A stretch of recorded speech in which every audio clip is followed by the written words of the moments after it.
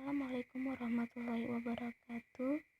Di sini saya akan mempresentasikan tentang pembangunan sistem informasi jurnal mengajar SMA Negeri 10 Kota Bengkulu berbasis website yang beranggotakan yang pertama saya sendiri, Yance Oktavitri, yang kedua Rahmawati, yang ketiga Jocelyn Kintan Kurniati, yang keempat Korisma Cakrawala, dan terakhir Windy Nur Aini.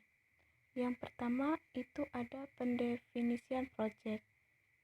Sistem informasi jurnal mengajar atau SIJURME adalah seperangkat pembelajaran yang ditulis oleh guru secara terus-menerus setiap melaksanakan pembelajaran SMA Negeri 10 Kota Bengkulu.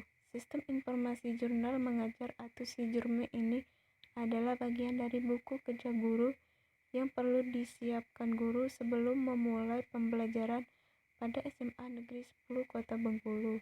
Sistem informasi jurnal mengajar atau SIJURME ini berfungsi sebagai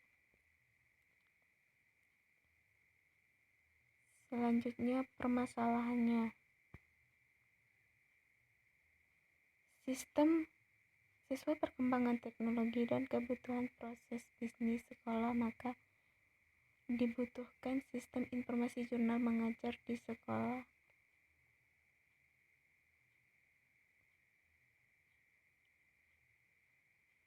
Hal ini disebabkan oleh banyak hal, utamanya adalah karena kurang efektifnya melakukan perjurnalan secara manual.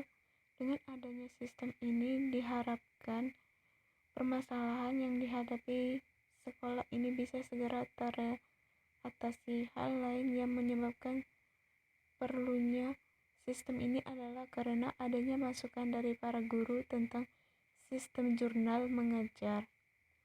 Oleh karenanya sistem ini perlu untuk segera direalisasikan. Proyek ini disebut dengan proyek pembangunan sistem informasi jurnal mengajar atau SIJURME. Selanjutnya adalah deskripsi produk.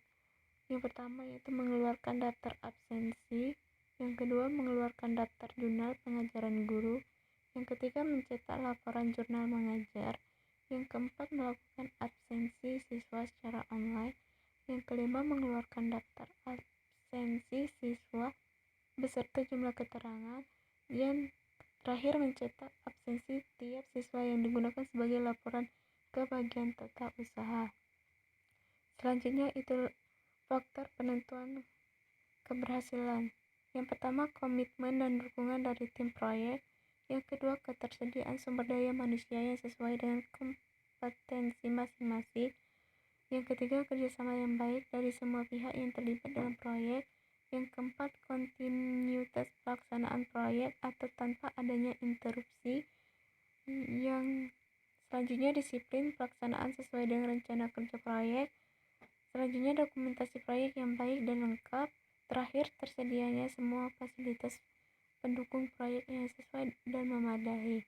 Keuntungan yang diharapkan yang pertama dari sekolah, yang pertama lebih mudah untuk melihat jenis hambatan pembelajaran, yang kedua lebih mudah untuk melakukan monitor atau pengawasan terhadap siswa, yang ketiga meningkatkan produktivitas kegiatan belajar dan mengajar.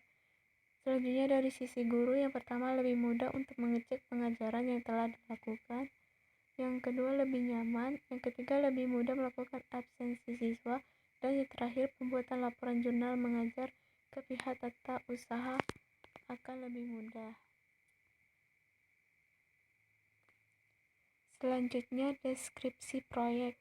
Yang pertama tujuan proyek. Tujuan proyek ini adalah membangun sistem yang dapat memberikan informasi yang berkaitan dengan permasalahan jurnal mengajar, khususnya permasalahan jurnal pengajaran dan absensi siswa di sekolah.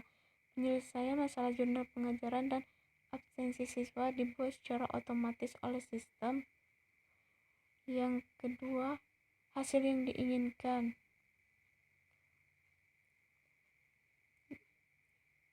Selanjutnya jadwal. Kurun waktu 2 minggu, yaitu meliputi yang pertama pengerjaan pembangunan atau pembuatan sistem dan segala kegiatan mendukung. Yang kedua, perawatan selama kurun waktu tertentu. Yang tiga, pertemuan atau meeting awal, meeting reguler tim proyek, dan meeting penutupan. Selanjutnya, perencanaan aktivitas secara global. Yang pertama, analisis dan desain sistem 3 hari 100.000. Yang kedua, desain aplikasi 2 hari 100.000. Yang ketiga, pemrograman 3 hari 100.000. Testing 3 hari 1 juta. Instalasi 5 hari 1 juta. Dokumentasi 3 hari 100.000. Training 3 hari 100.000. Administrasi 2 hari 100.000. Pemeliharaan 10 hari 100.000. Dan terakhir, tambahan kerja plus meeting plus lain-lain 7 hari 300.000. Total 41 hari 30 juta. Dalam proyek batasan, yang pertama, fokus proyek adalah pembangunan atau pembuatan sistem informasi sampai dengan pemeliharaan dalam kurun waktu tertentu. Yang kedua, tidak dibahas mengenai quality control dan quality assurance secara khusus.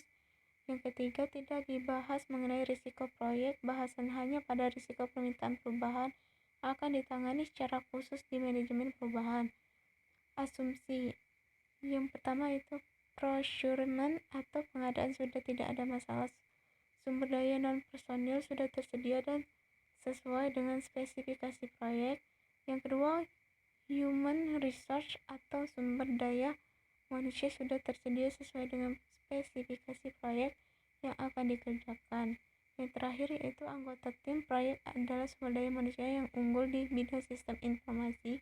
Manajer proyek sendiri adalah personil dari tim pengembang proyek. Terima kasih. Wassalamualaikum warahmatullahi wabarakatuh.